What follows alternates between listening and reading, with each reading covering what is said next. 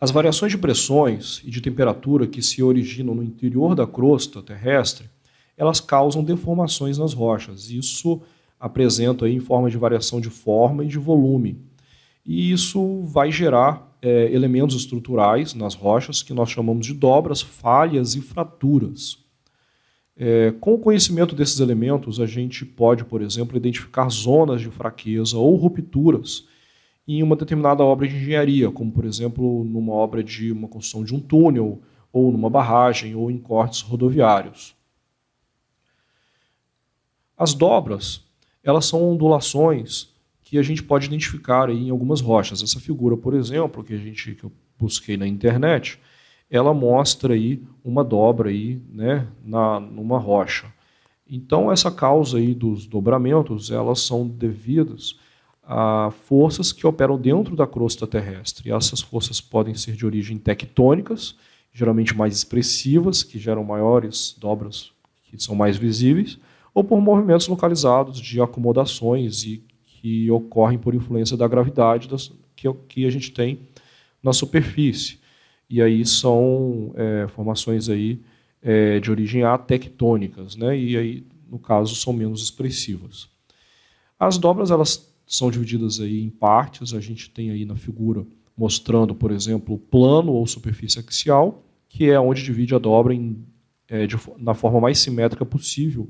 Aqui na figura a gente vê esse plano aí azul, né, mostrando a divisão da dobra na forma mais simétrica possível. O eixo, que é a interseção da superfície axial com qualquer camada. Então a gente vê aí o eixo na letra D, né, fazendo a interseção com a superfície axial, né, com o plano. Os flancos, ou limos, que são os lados que se unem em um eixo, né, e a gente vê aí pela letra B. E a crista, que é a linha do topo na parte mais alta da dobra. A gente tem as diferentes geometrias para as dobras. A gente chama de anticlinal, a dobra convexa para cima. Aqui, né, mostrando nessa figura, uma dobra anticlinal. E a sinclinal, a dobra côncava para cima. Elas também podem ser simétricas, assimétricas ou deitada. A dobra simétrica, ela tem aí, no caso aqui a gente vê na figura, dois flancos com o mesmo ângulo de mergulho, né, de forma simétrica. A assimétrica, os flancos têm ângulos de mergulhos diferentes. E as deitadas é onde a gente verifica que o plano axial, né, está aí na direção horizontal. A gente ainda tem as dobras isoclinal, em leque e monoclinal. A isoclinal, os dois flancos, eles vão estar na mesma direção, né? Então a gente vê aqui, ó, eles estão na mesma direção. Em leque é quando os flancos são revirados. A tendência dos flancos é se afastar, né, nas suas bordas, e nesse caso aqui eles se unem novamente nas bordas. E monoclinal são a formação aí de degraus, né, devido às dobras. Bom, as falhas, elas são rupturas e deslocamentos que acontecem entre dois blocos ou camadas que ocorrem ao longo de uma superfície de fraqueza. Esses deslocamentos, eles podem variar de centímetros até de quilômetros. E a posição ou a atitude, chamada atitude da falha, ela é dada pelas medidas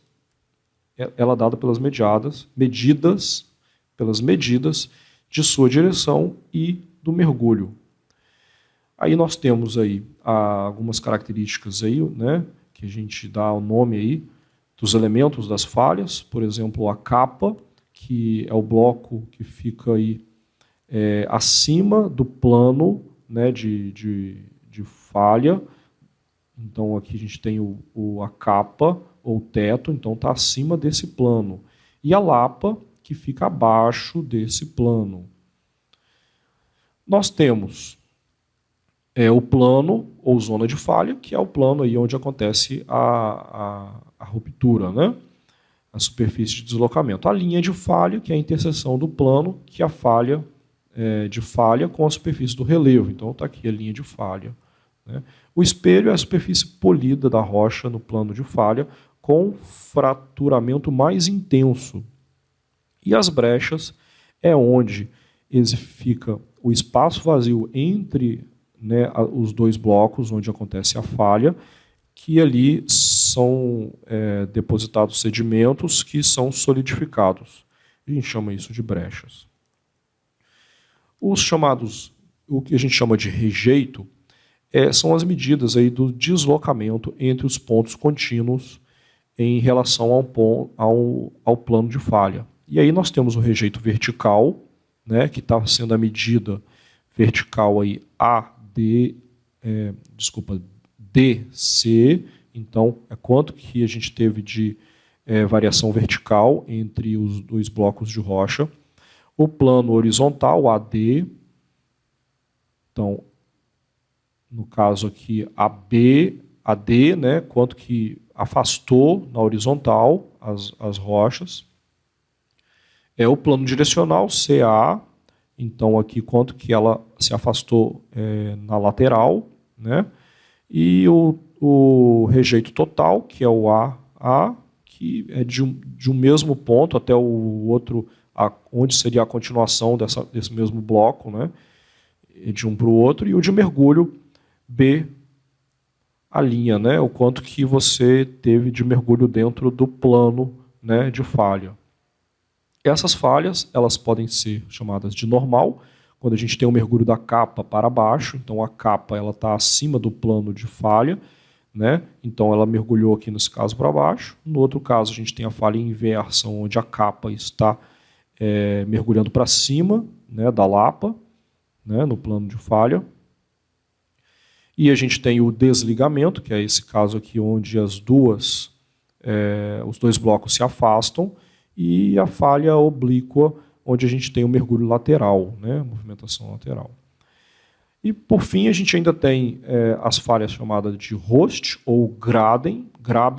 Né? O host é quando um bloco rochoso ele se ergue entre duas falhas, e o graben é quando o bloco rochoso afunda entre duas falhas. Então a gente vê aqui na figura o host, né? O bloco está se erguendo entre as falhas, e o graben, onde o bloco está afundando entre as placas. Aqui a gente vê esse acontecimento aqui, por exemplo, né? Quando a gente tem o afastamento de duas placas tectônicas.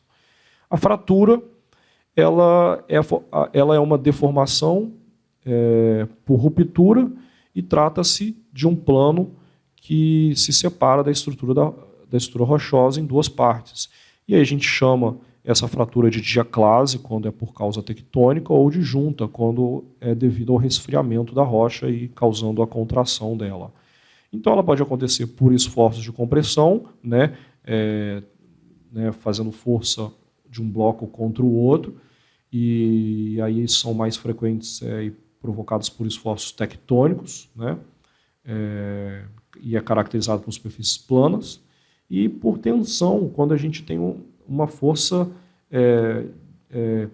indo ao contrário, né, afastando elas, e aí elas podem, puxando elas opostamente, né, e aí pode ser de forma tectônica, que a gente chama de diaclases de tensão, ou por contração, que são as juntas, né, que acontece aí na superfície devido à variação aí da gravidade, né, e da pressão que a rocha está submetida.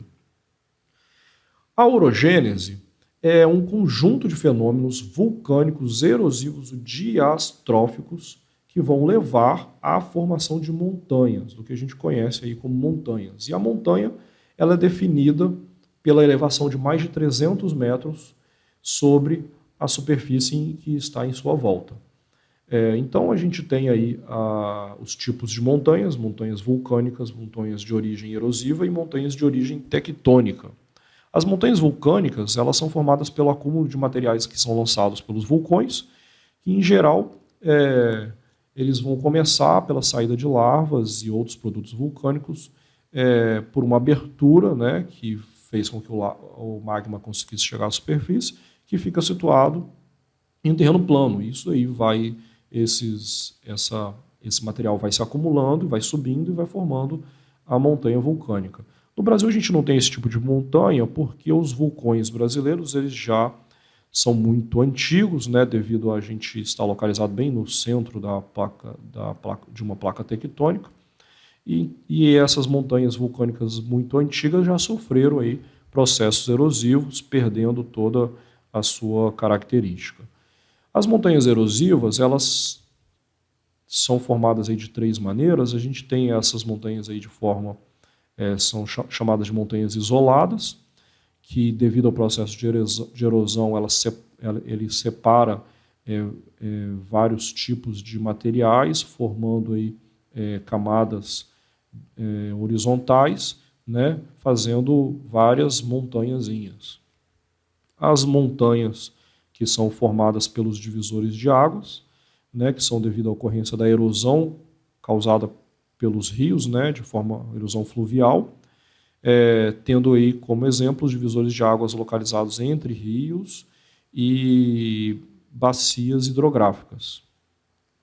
Nós temos as montanhas formadas por erosões diferenciais, que ocorrem com a destruição de uma rocha mais fraca, né, fazendo com que as duras se sobressaem sobre o relevo.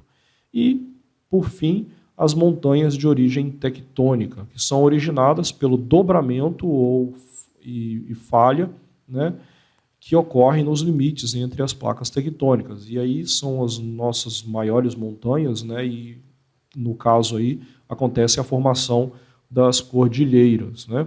Então as cordilheiras que a gente tem hoje, que a gente conhece, né, elas foram formadas nesse último período de tectonismo que a gente conhece como alpino.